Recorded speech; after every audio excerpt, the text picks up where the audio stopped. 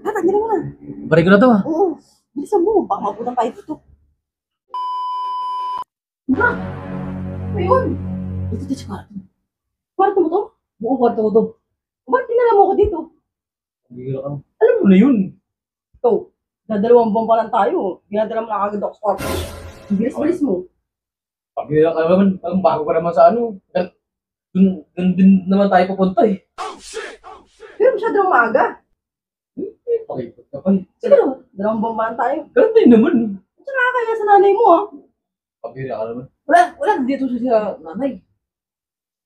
Umalis yun, papunta ng mall. Sigurado ako, mamaya bigla tayong nandito. Mahuli tayo nag-ano. Wala. Sarado naman pinto eh. Sa baba.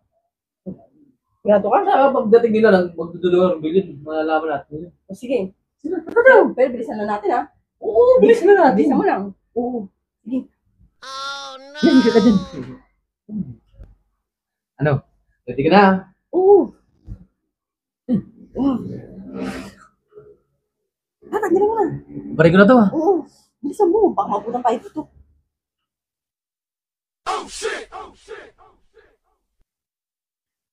Sige ng palda mo. Ano? Ano? Eh? Sige. Aray! Ano ba yun? Wala pa nga eh. Aaray ka na. Hindi. Bakit? Ano ba yun? Ano ba to? Saan? May umano sa likod ko. May nakabukol. Scotch tape to, ah. Bakit nandito sa higa mo to? Sakit. Baka sa kapatid ko yan eh. Hindi ko alam. Kapatid ko kasi video ano yun eh. Madumi sa kwarto eh. Sakit Hindi naman. na mo to. At ano nakalagay ito eh. Surog mo. Bilisan mo. Tara na. Bilisan mo.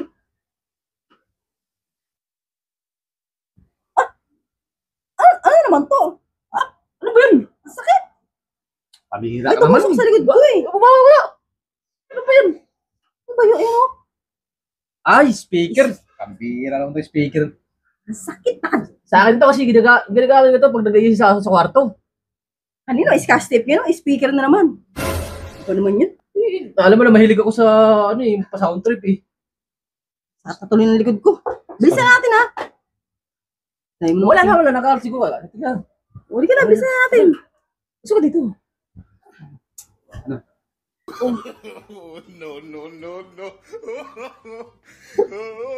Parang may kamutusok mo naman. Ang sakit. Ano naman yun? Ang sakit. May ano sa, Ang arte mo. may naano sa puwet ko. Ano ba to? Ano ba kasi yan? Ano ba yan? Ano ba kasi yung ano mo? Napaka-arte mo nun. Speaker na naman. Dalawang speaker mo sa kama mo. Hindi, sa kapatid ko to. Dito oh. Kabila. Bihira. Ang kalat mo naman sa higaan. Hindi ka marunong magligpit ng gamit. Yung kapatid ko na to. Napaka ano eh. Sinisisi mo pa yung kapatid mo.